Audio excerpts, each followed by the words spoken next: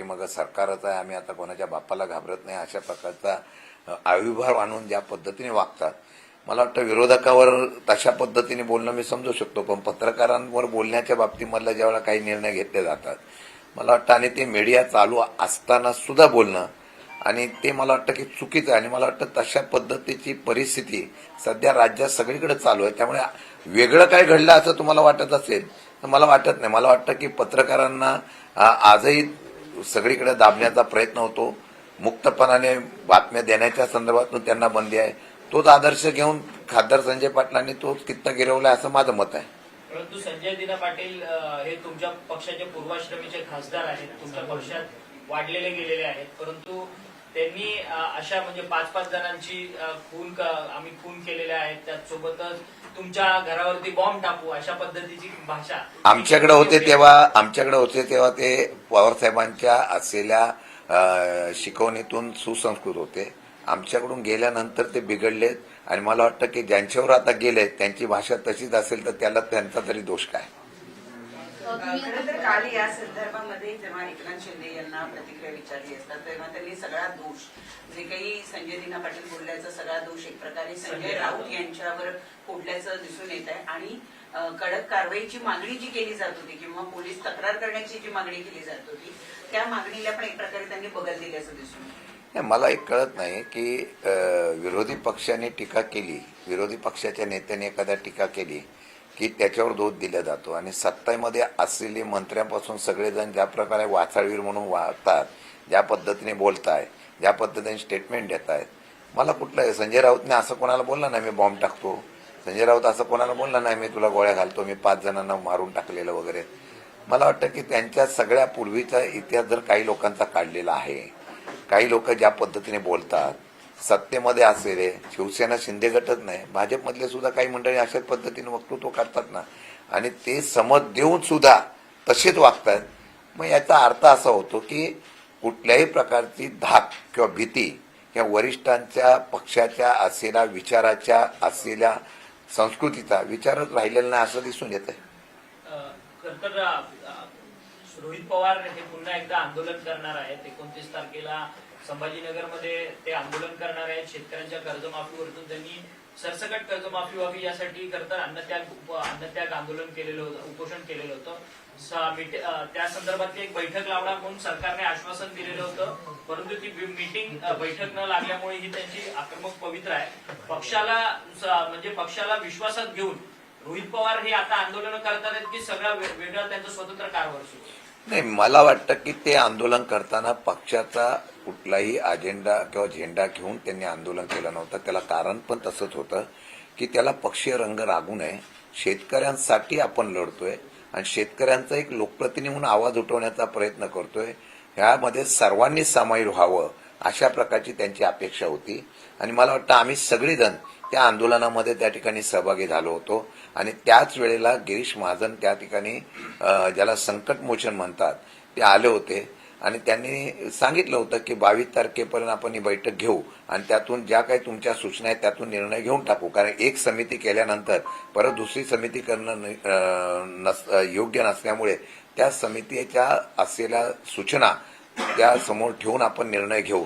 मला वाटतं 22 तारखेला कदाचित मुख्यमंत्र्यांच्या आणि गिरीश महाजनवर प्रचंड राजकीय दबाव सुद्धा आला असेल की रोहित पवारांनी मागणी केली आहे, शेतकऱ्यांच्या लढ्यासाठी मागणी केली आहे, ती बैठक लावू नये म्हणून ती एखादी बैठक लावली गेली नसेल आणि ज्यावेळेला एखादं सरकार उपोषण किंवा आंदोलन थांबवतं त्यावेळेला दिलेल्या आश्वासनाची पूर्तता होत नसेल तर मग तशी प्रकारचं आंदोलन करण्याची भूमिका रोहित पवारांनी घेतलेली आहे आणि त्यांनी आमच्याशी सर्वांशी चर्चा, माझ्याशी, सुप्रियाताईंशी सर्वांशी चर्चा केलेली आहे आणि ती चर्चा करून त्यांनी आंदोलन करण्याच्या बाबतीमधली भूमिका घेत असताना आमचे विधिमंडळातले सहकारी तर आहेत पण पक्षाचे आमचे सहकारी नेते असल्यामुळे पक्ष त्यांच्याबरोबर निश्चितपणाने असेल.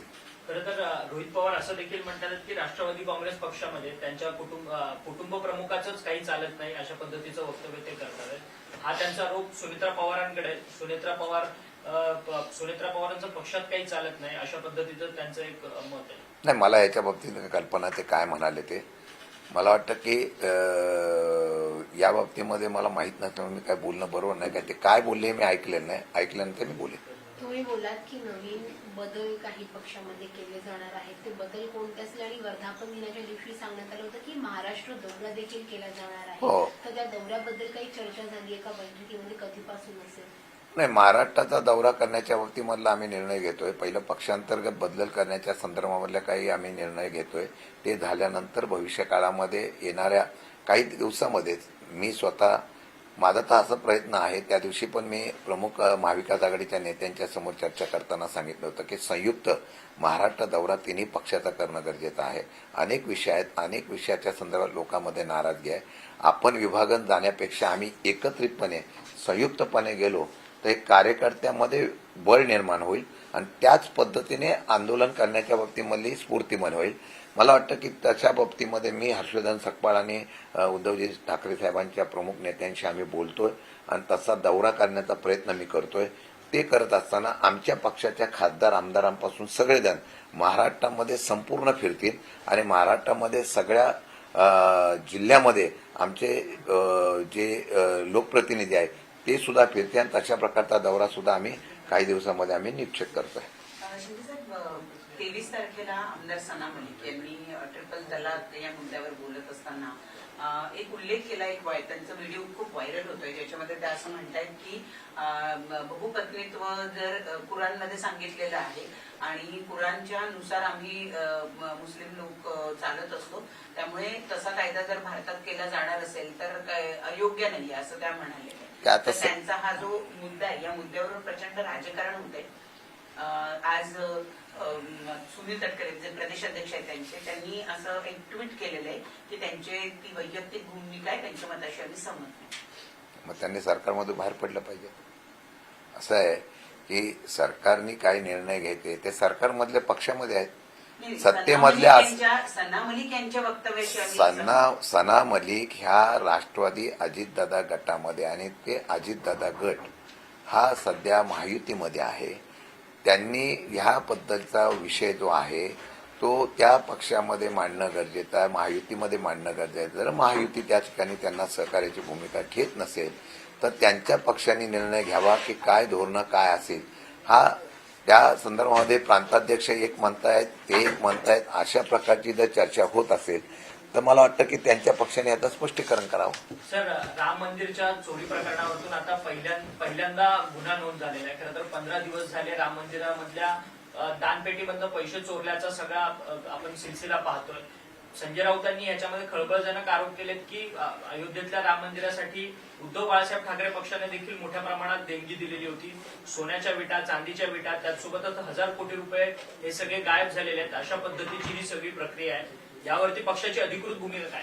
नाही, पक्षाची अधिकृत भूमिका मग मी तर आज माझ्या सगळ्या जिल्ह्याच्या असलेल्या प्रमुख नेत्यांना पत्र देतोय की धर्मासाठी फक्त आणि सत्तेसाठी रामाचा वापर करायचा, राम मंदिराचा वापर करायचा, मंदिर वही बनाएंगे अशा प्रकारची हे करून सत्तेमध्ये ही मंडळी आली.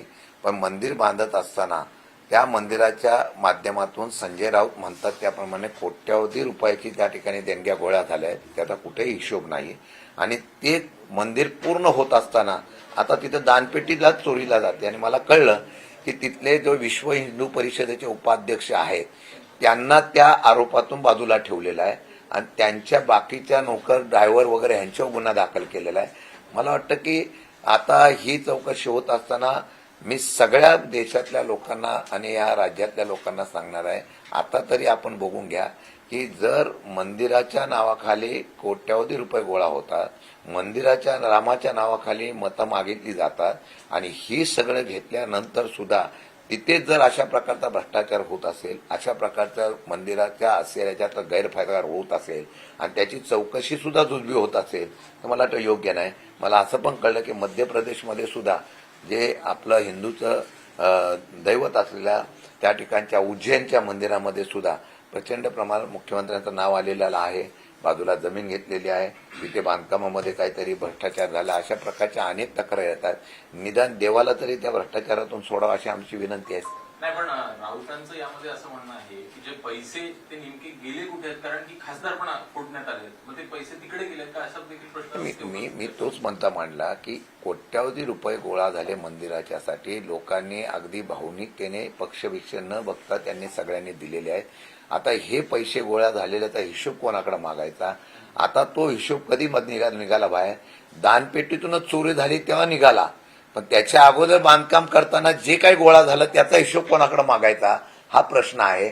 आणि तो हिशोब आता जनतेनेच आता रामाकडेच मागावा असं मला वाटायला लागलेलं आहे. एक दुसरं पण विधान येताना दिसतंय राऊतांचं, गद्दारी आणि बेईमानी याला पर्यायी शब्द हा एकनाथ शिंदे आहे असं ते म्हणताना दिसत आहे. तर कशा प्रकारे बघताय तुम्ही सगळ्या राऊतांच्या विधानाकडे? महाराष्ट्रात आणि देशात गद्दार हा प्रसिद्ध आता शब्द झालेला आहे.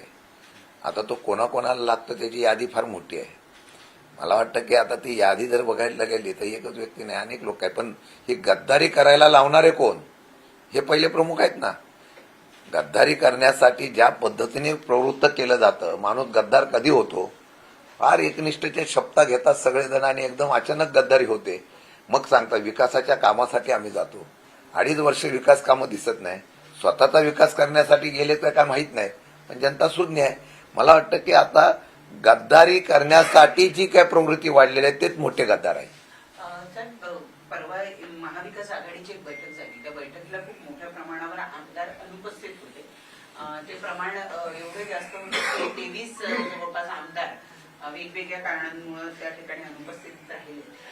परंतु त्याच बैठकीच्या दरम्यान उद्धव ठाकरे असं म्हणाले की आपल्यामध्ये समन्वय आहे का, आपण एकत्रितरित्या मुद्दे उपस्थित करतो का, एकत्रितरित्या आंदोलन करतो का, असा सवाल त्यांनी महाविकास आघाडीच्या उपस्थित नेत्यांच्या पुढे निर्माण केलेला होता. तर नेमकी कारण का राहिली, एवढ्या मोठ्या प्रमाणात लोक का अनुपस्थित राहिले? प्रश्न 1. प्रश्न 2 की खरंच महाविकास आघाडी म्हणून तुम्ही एकसंघ आहात का? मी तुम्हाला सांगतो, त्या बैठकीला मी स्वतः होतो. सुरुवातीला चर्चा करताना मी काही मुद्दे मांडले.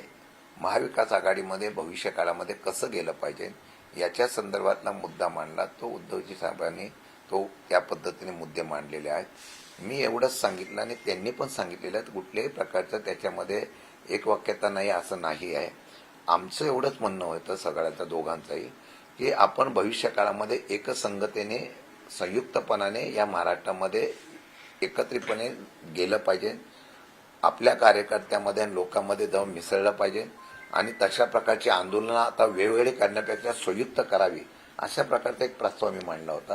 त्यांचं ते एकच म्हणणं होतं की आपण निवडणुकीला एकत्र येण्या अगोदर आपण सातत्याने बसलं पाहिजे, सातत्याने चर्चा केली पाहिजे, सातत्याने विचार करून पुढची धोरणं ठरवली पाहिजेत आणि त्यांची सूचना मी मान्य केलेली आहे. मला वाटतं की मी स्वतः पवारसाहेबांशी आता चर्चा करून आमची एक बैठक पण करण्याचं नियोजन करतोय की त्या नियोजनातून पुढचे काही महिने कशा पद्धतीने आपण सगळे जायचं, जे उद्धव साहेबांनी सांगितलं त्याच पद्धती कसं जायचं याचं आम्ही निश्चितपणाने ठरवणार आहोत. हा एक मुद्दा. गैरहजर राहिलं, कुठल्याही प्रकारचं ऑपरेशन टायगर वगैरे नाही. काही वैयक्तिक कारणातून गैरहजर राहिलेले असतात. आत्ताच राहिलं नाही. अनेक बैठका महाविकास आघाडीच्या झाल्या. काही लोकप्रतिनिधी इथं नसतात, काही आमदार इथं नसतात, काही लोक वैयक्तिक कामासाठी जातात. ज्यांच्या आमचे आमदार कोण गैरहजर राहतात ते कळवतात की मी ह्या कारणासाठी नाही, ह्या कारणासाठी मी उपलब्ध होऊ शकत नाही. हाच विषय होता. बाकी गैरहजर सगळे राहिले त्याला काही कारण आहे का? तर अजिबात तशा प्रकारचे कुठलंही कारण नाही. सर, आताच एक घटना घडली आहे. पुण्यामध्ये मुख्यमंत्री देवेंद्र फडणवीस यांचा कार्यक्रम होता. त्यामध्ये मराठा विरुद्ध ब्राह्मण हा वाद पाहायला मिळाला. खासदार मेधा कुलकर्णी या पहिल्या रांगेत बसल्या होत्या.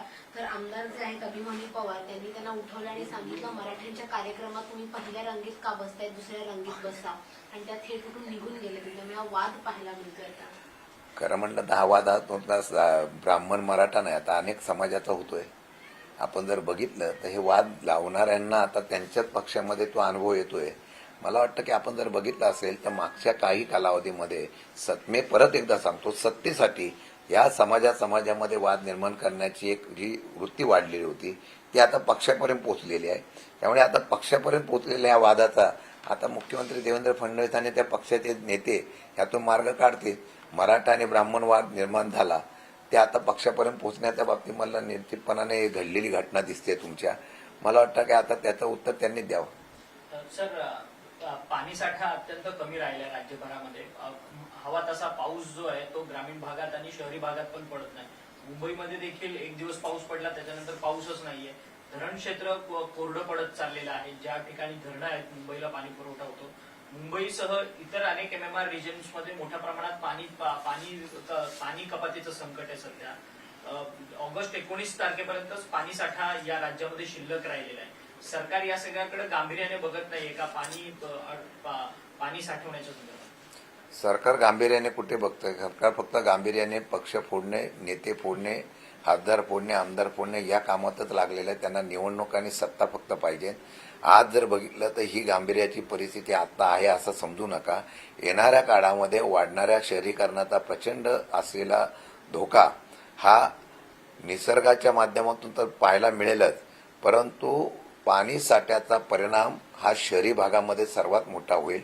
प्रचंड प्रमाणात होणारी बांधकामं, त्याला उपलब्ध होणारा आपली क्षमता आहे का नाही हे न बघता दिलेल्या परवानग्या, ह्याच्यामुळे भविष्य काळामध्ये हे संकट कायम स्वरूपात राहणार आहे.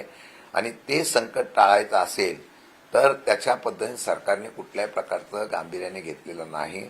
आताही या सर्व असलेल्या परिस्थितीमध्ये मुख्यमंत्र्यांनी सांगितलं की पाणी साठा अशा पद्धतीने वापरावा, तरी सुद्धा तशा पद्धतीचं आव्हान करून सुद्धा त्या असलेल्या आव्हानाला प्रतिसाद न देता मन मानेल त्याप्रमाणे कारभार चाललेला आहे. सामाजिक कार्यकर्ते अंजली दमानिया यांनी आज एक पत्रकार परिषद घेतली. त्या पत्रकार परिषदेमध्ये त्यांनी देवाभाऊ टॅक्सी जी सुरू केली जाणार आहे त्याची घोषणा प्रवीण दरेकर यांनी केलेली होती की त्याला मुंबई बँकेकडून कर्ज दिलं जाईल. ज्या संस्थेला हे कंत्राट दिलेलं आहे, सरकारी संस्था आहे, त्या संस्थेच्या बॅलन्स शीटमध्ये 0 रुपये आहेत. आणि याच वर्षीचा नाही तर गेले 2-3 वर्षातला त्यांची बॅलन्स शीट त्यांनी दाखवली की ज्याच्यामध्ये 0 पैसे केवळ आणि केवळ वैयक्तिक लाभासाठी किंवा आपल्या नेत्याच्या नजरेत आपण मोठं व्हावं यासाठी म्हणून प्रवीण दरेकर हे अशा शेल कंपनीच्या माध्यमातून ही योजना राबवत आहेत असा आरोप अंजली दमानिया यांनी केलाय. आणि याच संस्थेने मुंबईच्या प्रतीक्षा नगर इथे सहकार भवन बांधण्यासाठी प्रस्ताव दिलेला होता आणि ती जागा लाटली असा सुद्धा आरोप त्यांनी केला. असं आहे, प्रवीण दरेकर वेगवेगळ्या प्रकारच्या संकल्पना आणत असतात आणि त्या संकल्पना आणत असताना देवभाऊंना कसं आवडेल याच्या बाबतीमधला प्रयत्न करत असतात. आता आले देवभाऊंच्या मनात तिथे कोणाचे काहीच आले ना.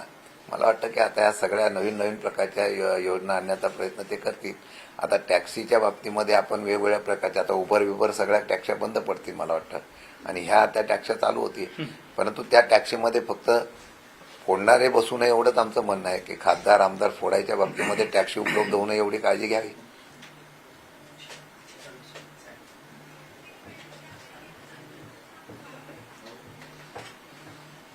खासदारांना काय विचारायचं का आमच्या? नाही काही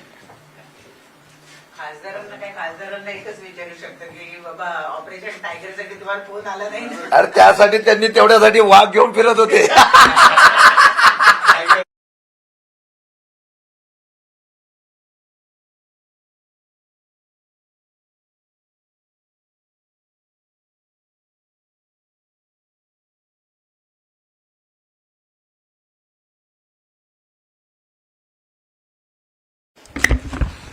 रोल का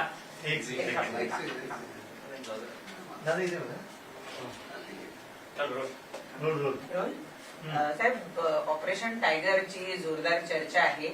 शिवसेना उद्धव बाळासाहेब ठाकरे पक्षाचे मुळात खासदार जे फुटले त्या संदर्भात आपली काय भूमिका आहे? आणि राष्ट्रवादीच्या खासदारांना सुद्धा संपर्क साधला जातोय अशी जोरदार चर्चा आहे. राष्ट्रवादीचे खासदार आदरणीय सुप्रियाताईंच्या नेतृत्वाखाली आम्ही संसदेमध्ये काम करतो. पण आम्ही ज्या जहाजात बसलो संसदेच्या, त्या जहाजाचे ड्रायव्हर राज्यसभेचे खासदार म्हणून आदरणीय साहेब असतात, खाली ताई असतात. त्यामुळे आम्हाला सर्वांना सुरक्षित स्थळी नेतील ही आम्हाला खात्री आणि विश्वास आहे. कोणाचं पण ऑपरेशन होईल देशात, पण राष्ट्रवादीच्या खासदारांचं कधीच ऑपरेशन होणार नाही हे खात्री आणि विश्वासाने मी आमच्या प्रांताध्यक्षांसमोर सांगतो. आणि यात तुम्हाला अजून सांगतो की ऑपरेशन टायगर जेव्हा होत होतं तेव्हा निलेश लंके त्या टायगरला पट्ट्याला बांधून फिरवत होते. एवढा आमचा टायगर स्ट्रॉंग आहे. लगेच पण ज्या पद्धतीनं ऑपरेशन टायगर राबवलं गेलं शिवसेना उद्धव बाळासाहेब ठाकरे पक्षाच्या संदर्भामध्ये तुमची एकूण प्रतिक्रिया काय? ज्या पद्धतीनं हे सगळं घडलं, आज खासदार एक बोलतायत, दुसऱ्या दिवशी खासदार दुसरं बोलतायत, मध्ये 3-4 दिवस गायब राहतायत, प्रसार माध्यमांना टाळतायत, व्हीप आलेल्या बैठकीला उपस्थित राहत नाही, या सगळ्या घटनाक्रमाकडे तुम्ही काय कशा पद्धतीनं बघितलं? तुमची यावर काय प्रतिक्रिया? शेवट त्या खासदारांच्या काही चुका घडल्या असतात, त्यामुळे ते जनतेसमोर येत नाही. आम्ही बाकीच्या खासदारांच्या बद्दल बोलण्यापेक्षा मी माझ्या राष्ट्रवादीच्या खासदारांच्या बाबत आम्ही खात्री आणि विश्वासाने आम्ही कायम सांगतो, आम्ही आदरणीय पवारसाहेबांबरोबर आज पण आहे, उद्या पण आहे आणि आम्ही असणार आहे. कारण आमचा जो एक संघपणा आहे तुम्ही पाहिला असेल, संसदेमध्ये आम्ही सर्वजण काम करत असताना एकत्रित असतो. आता प्रांताध्यक्षांसमोर आमची आदरणीय ताईंची आमची चर्चा झाली, इथं हजेरीवरून चर्चा झाली. तर आम्ही दिल्लीमध्ये ज्यावेळेस सगळे असतो सर्वचे सर्व हजर असतो आणि सर्वांना बोलण्याचा अधिकार असतो. असं अद्यापपर्यंत कधी संसदेमध्ये पाहायला मिळालं नाही. एवढा एक विचाराने आम्ही काम करतो. लंकेची तुम्हाला विकास कामांसाठी निधी भेटतो का? शेवट विकास कामांसाठी निधी आज तुम्ही पाहिला असेल, या सरकारमध्ये कोण पक्षाचा आहे, सत्तेतला आहे, कोण विरोधातला आहे, त्याचा विचार तर प्रामुख्याने केला जातो. पण शेवट विकासाचा जरी निधी भेटत नसला तरी व्यक्तिगत स्वरूपाच्या लोकांच्या अडीअडचणीत आपण सहभागी झालं पाहिजे, लोकांच्या समस्या सोडवल्या पाहिजे आणि नेहमी आपण विरोधकाची भूमिका ठोसपणे मांडली पाहिजे. आम्ही काल परवा कांद्याचं आंदोलन केलं, कांदा असो कर्जमाफीचं आंदोलन केलं.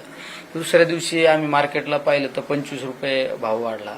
हे नेहमी सरकारला ठिकाणी आणण्याचा काम आम्ही विरोधात करत असतो. पण मग ते सोडून गेलेले खासदार सत्य बोलतात, त्यांना निधी भेटत नाही. याबद्दल या बाबतीमध्ये मी आपल्याला एवढंच सांगतो की पूर्वी काँग्रेसचं सरकार असो किंवा कोणाचंही सरकार असो, विरोधकांना सुद्धा कामं आणि विकास कामं दिली जायची.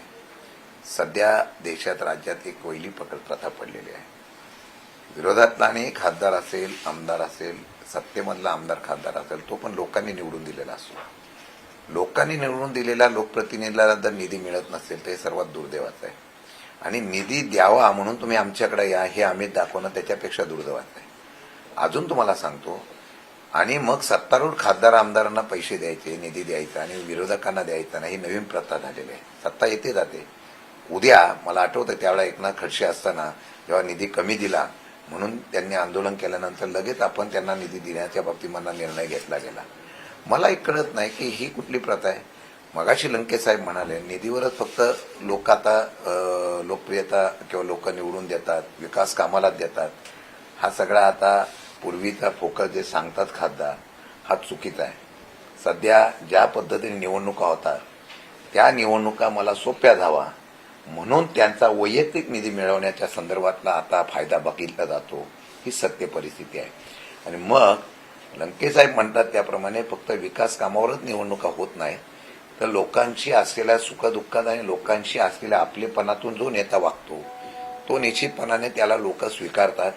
आणि एक काळ असा येईल ह्या असलेल्या विचाराच्या विरोधामध्ये प्रचंड प्रमाणामध्ये लोकांमध्ये नाराजगी होईल आणि त्यावेळेला पैसा पण चालणार नाही, विकास पण चालणार नाही, मग क्रांती होईल. आणि त्या क्रांतीमध्ये 100% जे स्वप्न पाहून विकासाचं किंवा असलेल्या निधीचं घेऊन गेलेले आहेत ते पालापाचोळा होऊन जाते.